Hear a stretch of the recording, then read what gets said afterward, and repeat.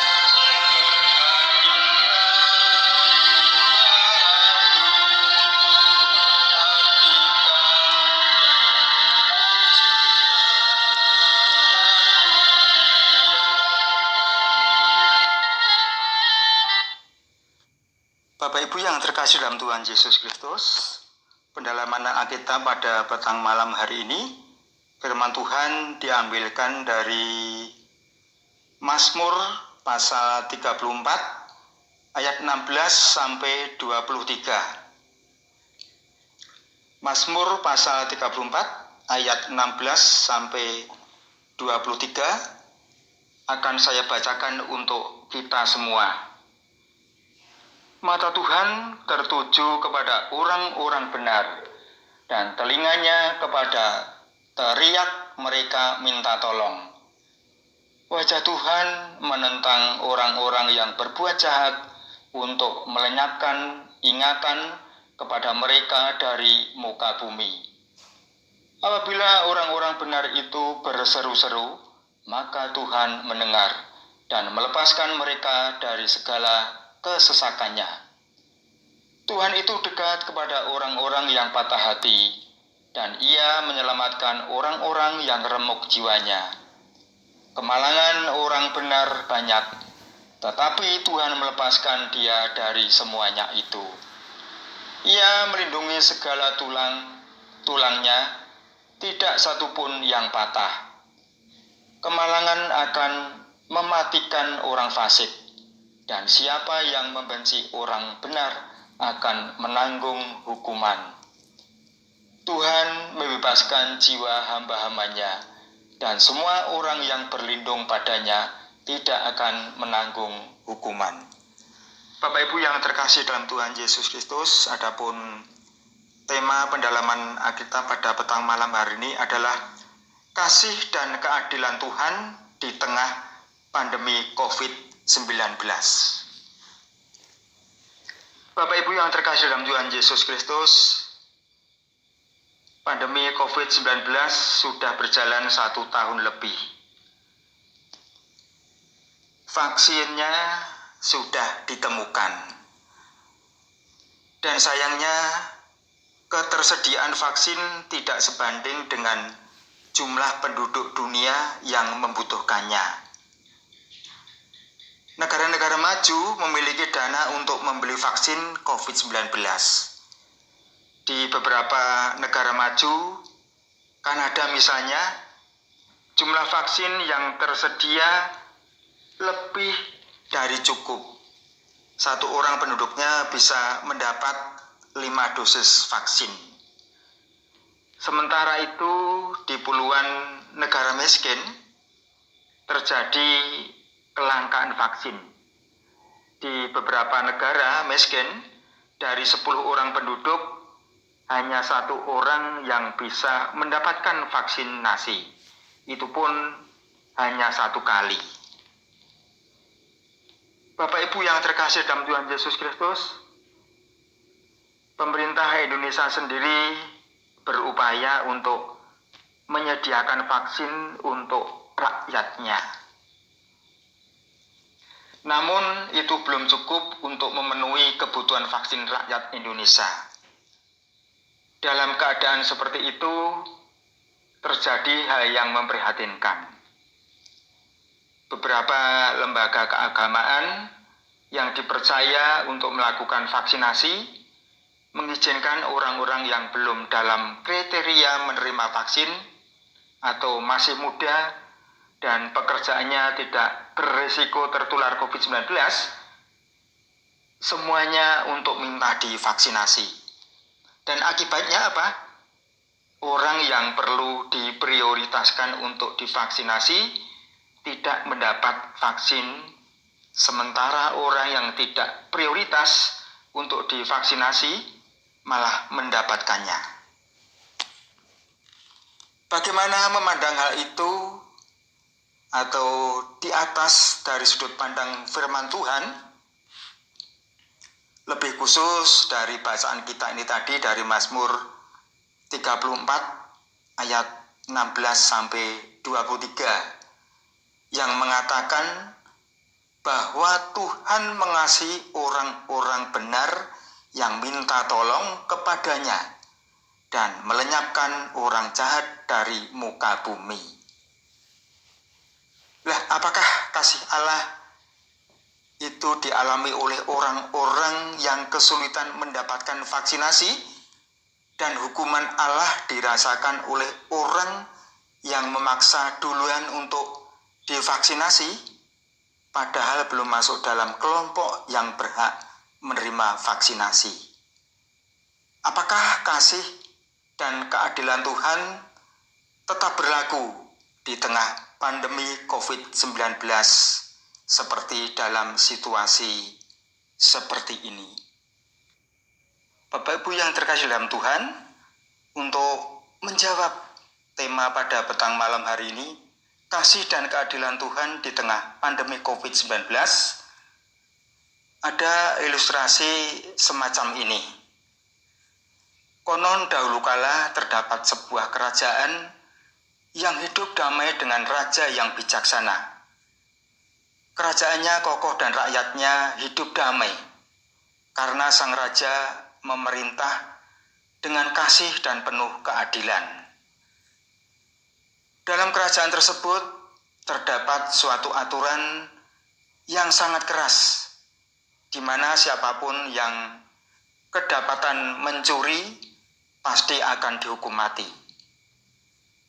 Karena itu, tidak seorang pun dari rakyat yang berani mengambil sesuatu yang bukan miliknya. Namun suatu hari terjadilah bahwa sang raja kehilangan emas yang sangat berharga. Ia sangat marah dan memerintahkan untuk menyelidiki kasus pencurian tersebut. Kata sang raja, siapapun yang mencuri, pencurinya pasti dihukum mati. Sehingga semua pegawai kerajaan diperintahkan untuk mencari emas yang hilang tersebut. Hal itu kedengaran dan gempar di seluruh daerah kerajaan itu. Setelah 1 bulan, 2 bulan berlalu, didapatilah seorang yang telah mencuri emas tersebut. Pencuri tersebut segera dibawa ke tempat pembantaian untuk dihukum mati. Sebelum dihukum mati, raja memerintahkan untuk membuka selubung yang menyelimuti wajah pencuri tersebut. Betapa terkejutnya raja ketika melihat pencuri tersebut tidak lain dan tidak bukan adalah anaknya sendiri. Semua orang pun terkejut dan bertanya-tanya tentang apa yang akan dilakukan oleh raja bijaksana tersebut. Apakah ia akan menghukum mati anaknya yang sangat dikasihinya atau melepaskan anaknya dari hukuman mati? Tapi bukanlah melepaskan anaknya berarti membatalkan hukum yang berlaku dan membuat raja yang bijaksana tersebut mengingkari perkataannya. Apa yang akan dikatakan warga jika raja tersebut memutuskan untuk melepaskan anaknya? Karena apa? Raja tidak konsisten. Bapak Ibu yang terkasih dalam Tuhan Yesus Kristus, jika kita ada di posisi sang raja, apakah kita akan melepaskan anak kita karena kasih atau tetap bertindak atas dasar keadilan? Apa yang dilakukan sang raja yang bijaksana tadi? Raja tersebut turun dari tahta kerajaannya dan melepaskan mahkota kerajaan dari kepalanya. Kemudian berjalan menuju tempat pembantaian dan turun menggantikan anaknya yang akan dihukum mati. Bapak Ibu yang terkasih dalam Tuhan Yesus Kristus, sungguh dahsyat dan luar biasa. Seperti itulah Allah menyelamatkan manusia yang berdosa dalam kasih dan keadilannya. Kitalah yang seharusnya digantung di kayu salib karena dosa dan pelanggaran kita. Tapi kasih Allah begitu besar bagi umatnya, sehingga ia mengutus Yesus Kristus Tuhan kita untuk menggantikan kita di kayu salib. Apakah kita masih akan bermasa bodoh dengan kehidupan kita? Apakah kita masih memandang rendah pengorbanan Tuhan Yesus Kristus di atas kayu salib? Darahnya mengalir untuk kesembuhan kita. Bapak Ibu yang terkasih dalam Tuhan Yesus Kristus, Mazmur pasal 34 ayat 16-23 ini adalah Mazmur Daud yang lahir ketika Daud berada dalam situasi sulit dan berat. Saat itu Daud dikejar-kejar oleh Saul. Ia melarikan diri. Seorang diri. Ia ketakutan dan kelaparan. pergumulannya sangat berat, sebab kalau tertangkap Saul, Daud akan terbunuh di tangannya. Karena itu Raja Daud sampai berpura-pura gila ketika Raja Akis mengetahui siapa dirinya. Jadi Mazmur ini lahir dalam situasi kritis. Daud bukan karena kesalahannya dikejar-kejar Saul dan hendak dibunuhnya. Dalam situasi kritis tersebut, ia merasakan kasih Tuhan. Ia dilindungi, diselamatkan. Kita mengerti seiring berjalannya waktu, Daud menjadi raja. Sementara itu kehidupan Saul sebaliknya. Ia meninggal di dalam peperangan melawan bangsa Filistin. Karena terjepit dan tidak rela jatuh ke tangan musuhnya hidup-hidup, Saul menjatuhkan dirinya ke pedang yang dibawa oleh pembantunya. Merenungkan perjalanan hidupnya yang seperti itu, Daud kemudian menghasilkan Mazmur yang kita renungkan hari ini. Daud mengalami sendiri. Tuhan memandang orang-orang benar dan mendengar teriakan minta tolongnya. Sebaliknya, Tuhan menentang orang yang berbuat jahat dan melenyapkan ingatan kepada mereka yang dari muka bumi. Dan itu Saul mengalaminya sendiri. Tentu saja orang benar yang berlindung kepada Tuhan bukan tidak mengalami persoalan atas pergumulan. Orang benar bisa saja berada dalam situasi berat dan sulit. Orang benar bisa saja mengalami kesesakan. Orang benar bisa saja mengalami patah hati dan jiwanya remuk. Tetapi Tuhan akan melepaskan orang benar dari situasi berat yang membuatnya patah hati dan remuk jiwanya. Bagaimana dan bila mana hal tersebut terjadi sesuai dengan waktu Tuhan, sebagaimana Daud alami? Bukan hanya itu, orang benar juga bisa mengalami banyak kemalangan. Tetapi Tuhan akan melindunginya dari kemalangan dan membebaskannya jiwanya. Sebaliknya, orang fasik akan dimatikan oleh kemalangannya. Prinsip iman apa yang bisa kita tarik dari Mazmur ini? Ada dua. Yang pertama adalah kehidupan orang benar bisa mengalami kemalangan. Bahkan kemalangannya bisa banyak. Sebaliknya orang fasik bisa saja kelihatan hidupnya enak. Dalam jangka pendek, ketika membandingkan keduanya, bisa saja orang benar kelihatan banyak tertimpa kemalangan. Sementara orang fasik kelihatan hidup enak. Tetapi dalam jangka panjang, kasih dan keadilan Tuhan akan nampak. Yang kedua adalah Tuhan tetap melindungi dan mengasihi orang benar di dalam kemalangannya. Dalam jangka panjang, ketika orang benar terus berlindung kepada Tuhan, maka hidupnya akan baik. Jiwanya bebas.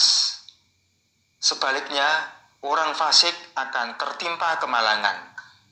Ini yang kita refleksikan dari perjalanan hidup Daud dan Saul.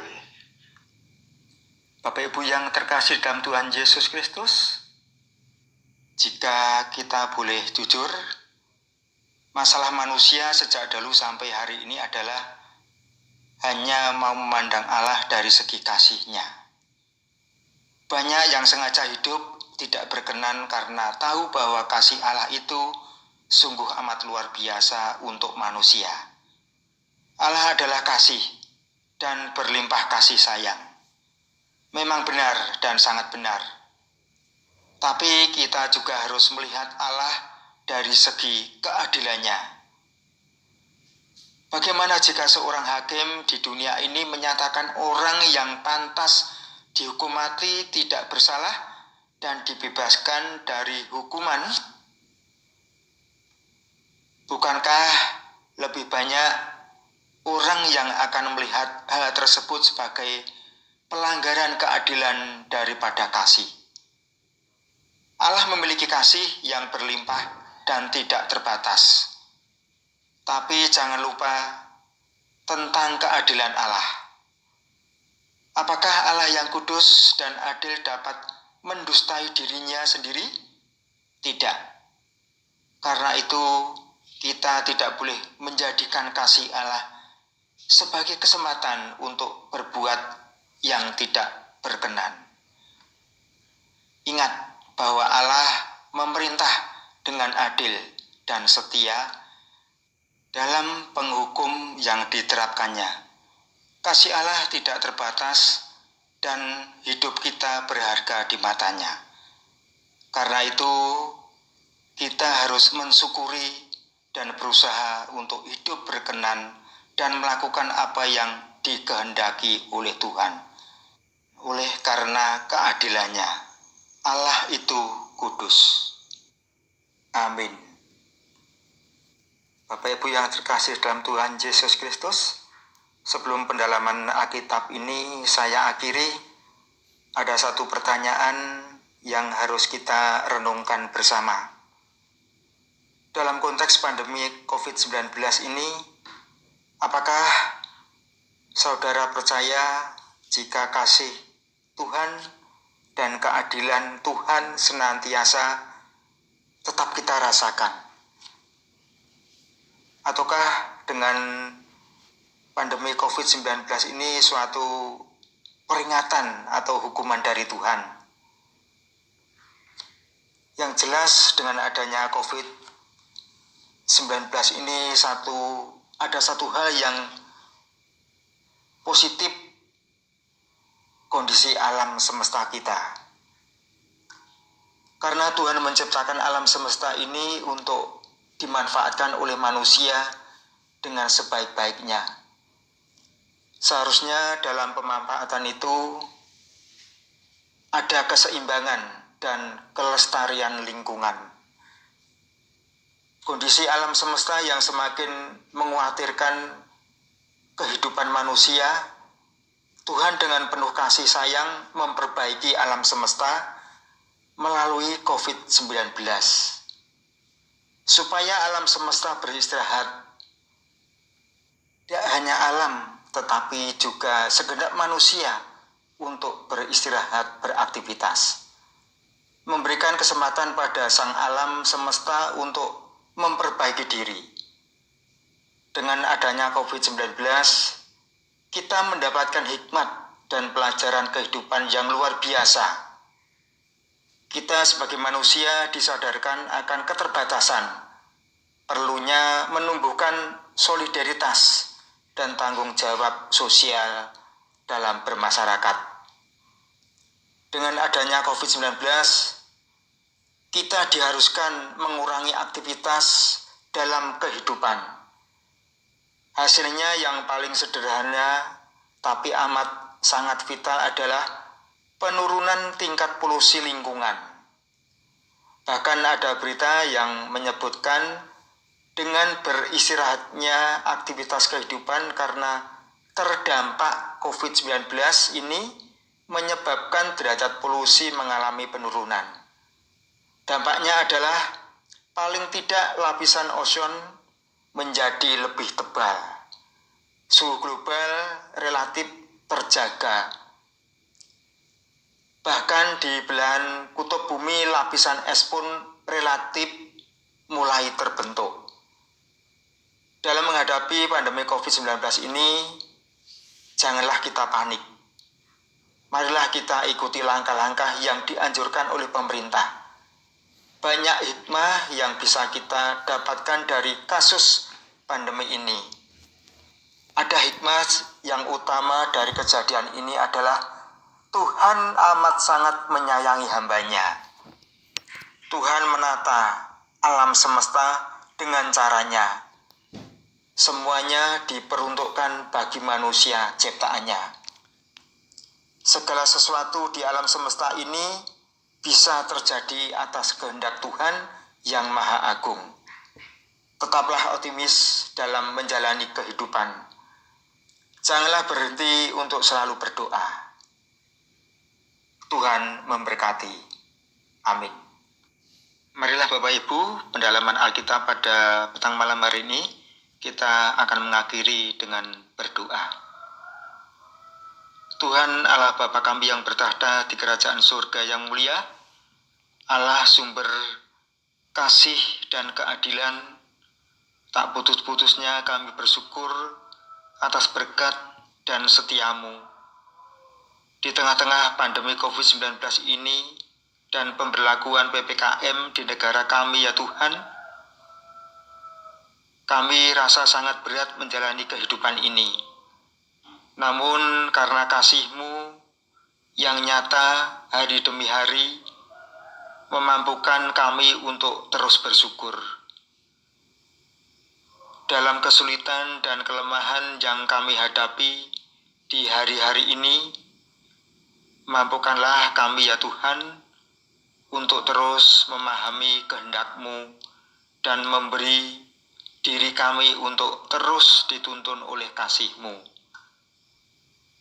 Ajari kami ya Tuhan untuk tetap percaya bahwa kami mampu melewati semuanya itu hanya dengan kasih karunia Tuhan saja. Allah Maha Pengasih, kami memohon ampun ketika kami lalai mengandalkan kuasa-Mu dan lebih mengandalkan kekuatan kami diri sendiri.